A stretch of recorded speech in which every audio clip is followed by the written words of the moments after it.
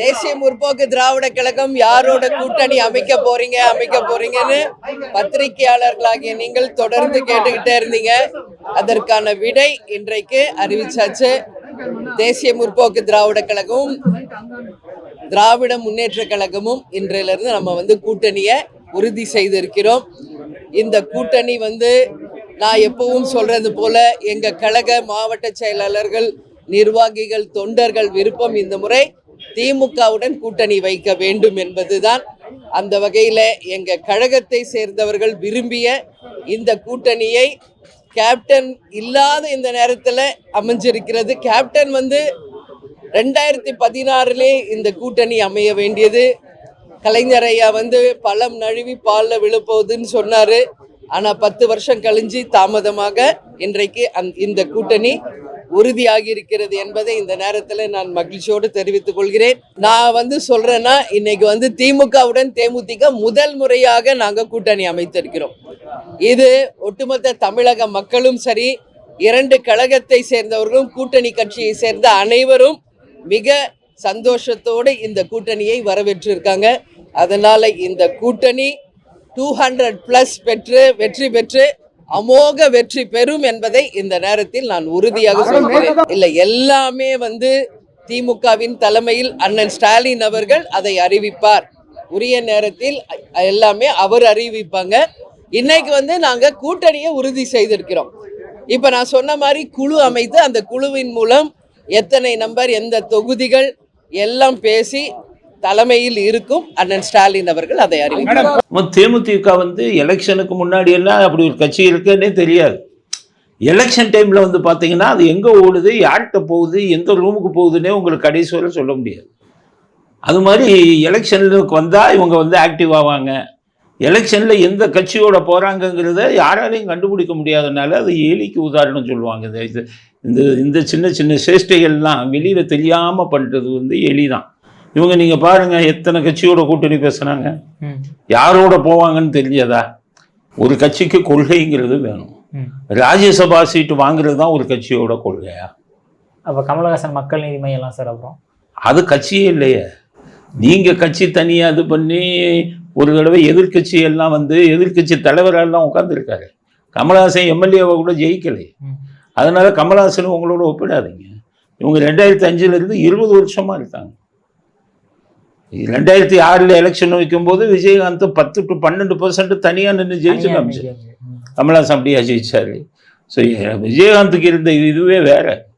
விஜயகாந்தை மிக அதிகமாக எதிர்பார்த்தாங்க. மாஸ் தமிழ்நாடுல ரொம்ப அதிகமாக எதிர்பார்த்தாங்க.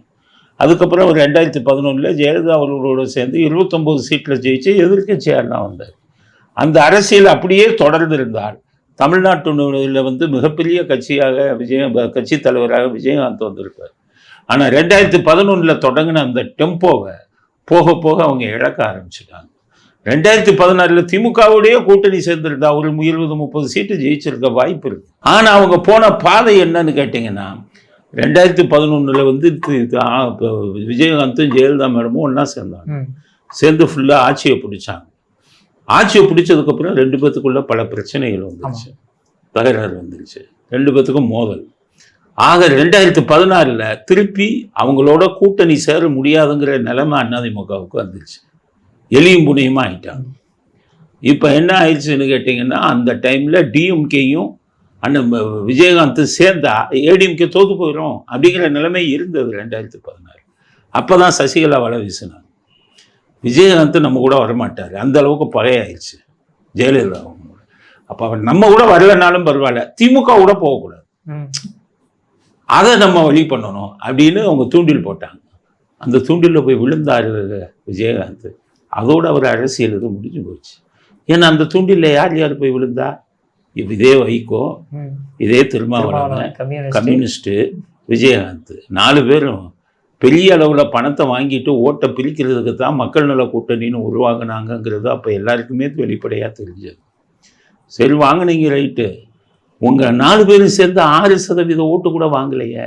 விஜயகாந்த் தனியாக நின்று 12%, 10 to 12% வாங்கின அதே விஜயகாந்த் கட்சி 41 சீட்டில் நின்று 29 சீட்டுக்களை 2011 ஜெயிச்சு எதிர்கட்சி தலைவராக வந்த அதே விஜயகாந்த் கட்சி 2016 மற்ற 3 கட்சிகளோடையும் சேர்ந்து 6% கூட வாங்க முடியலைன்னா என்ன அர்த்தம்? மக்கள் வந்து ஏற்றுக்கல. இவங்க ஓட்டை பிரிப்பதற்காகவே அவங்க சசிகலாவுடன் மறைமுக கூட்டு வைத்து கொண்டு பணத்தை வாங்கிட்டு ஓட்டு பிரிக்க நின்னாங்கன்னு மக்கள் வந்து புரிஞ்சுக்கிட்டதுக்குள்ளேயே விஜயகாந்தோட வீழ்ச்சி ஆரம்பமாயிடுச்சு. விஜயகாந்த் உயிரோடு இருக்கும்போது 2021 அவர் வாங்கிய ஓட்டு 0.4, 0.5% கம்மி. ஒரு கட்சிக்கு கட்டமைப்பு இருக்கணும். எப்படிப்பட்ட சூழ்நிலை வந்தாலும் அந்த 4%, 5% அப்படிங்கிறது இருக்கணும். சீமான் மாதிரி 8% அது மாதிரி இருக்கணும். ஒன்றுமே இல்லை, 0.4% தான் அப்படின்னு தெரிஞ்சு போச்சு. இதை பிஜேபி என்ன பண்ணாங்க? இதை முதல்ல கண்டுபிடிச்சிட்டாங்க. அதிமுகவுக்கு அவங்க கிரீன் சிக்னல் கொடுத்துட்டாங்க. நம்ம வந்து அவங்களை கழட்டி விட்டுடலாம். ஆனால் வெளிப்படையாக சொல்லாதீங்க. திமுக வந்து ஏலத்துக்கு வருவார், ஏலத்தொகையை நம்ம ஏற்றி விட்டுடலாம். ஆனால் நம்ம வந்து நீ வேணான்னு ஏலம் இல்லைன்ட்டா அவர் அடிமாட்டு விலைக்கு ஏலத்துக்கு எடுத்துருவார். யார்? ஸ்டாலின். அதனால் ஏலத்தொகையை ஏற்றி விட்டுடலான்னு சொல்லி உங்கள் அமித்ஷா சிக்னல் கொடுத்த உடனே எடப்பாடி இல்லைன்னே சொல்லலை. அவங்ககிட்ட அவங்க ஒரு ராஜ்யசபா சீட்டு கேட்டாங்க.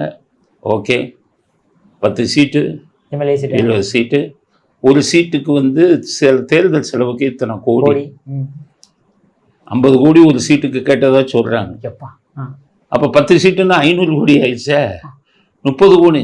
இதை எடப்பாடி முடியாதுன்னு சொல்லலை. அமித்ஷா உத்தரவுப்படி அவங்ககிட்ட போய் மந்திரி சபையிலையும் ஒரு மந்திரி வேணும்னு கேட்டாங்க. ராஜ்யசபா மந்திரி ஆக்கி யார இவரை விஜய் பிரபாகரனை அவங்களோட வந்து மந்திரி ஆக்கிடணும்னு கேட்டாங்க. அப்போவும் அவங்க பேசிக்கிட்டே தான் இருந்தாங்க. ஏன்னா ஏலத்துக்கு அவர் என்ன பண்ணிட்டாரு, இந்த பக்கம் ஸ்டாலின், சபரீசன் அவர் ஒரு கம்பெனி வச்சிருக்காரு, பெண் நிறுவனம். அது வந்து ஆராய்ச்சி நிறுவனமா. என்ன ஆராய்ச்சி? 0.4% வாங்கின கட்சியை இவங்களோட சேர்ந்து அதிக சீட்டு கொடுக்கலான்னு ஒரு ஆராய்ச்சி பண்ணி கொடுத்துருக்கீங்கன்னா உங்கள் ஆராய்ச்சி இது எந்த லட்சணத்தில் இருக்குது? ஒரு சாதாரண பாமரனுக்கு தெரிஞ்ச அரித்மேட்டிக் உங்களுக்கு தெரியலன்னு தானே இருக்கும். அவர் சொல்லிட்டாரு அவங்களோட சேர்ந்து. இப்போ திமுகவோட நிலைமை என்ன தெரியுமா? 500 ஓட்டு 1000 ஓட்டு வாங்குறவனெல்லாம் அரசியல் கூட்டணியாக இருக்கணும் அப்படிங்கிறது. திமுக ஸ்டாலினுக்கு நிறைய புகார்கள் போகுதான். எதுக்கு இவ்வளோ சீட்டு கொடுத்தீங்க? நம்ம கட்சியில் உழைத்தவர்களுக்கு ஒரு ராஜ்யசபா சீட்டு கொடுக்கலாம, இவ்வளவு பணம் கொடுக்கணுமா? தொண்டர்கள் இல்லை, ஓட்டு இல்லைன்னு நிறைய புகார் வந்துக்கிட்டு இருக்கான். ஒரு ராஜ்யசபா எம்பி பையனுக்கு கொடுக்க போகிறாங்க. எம்எல்ஏ 7ன்னு சொல்கிறாங்க. 7ல் பிரேமல தான் நிற்க போகிறேன்ட்டாங்க. அவங்க தம்பிக்கு ஒரு சீட்டு. ஆக மீதி 5 பேர் தான் கட்சிக்காரனுக்கு சீட்டுனா எந்த கட்சிக்காரன் வந்து இதை வரவேற்பான்?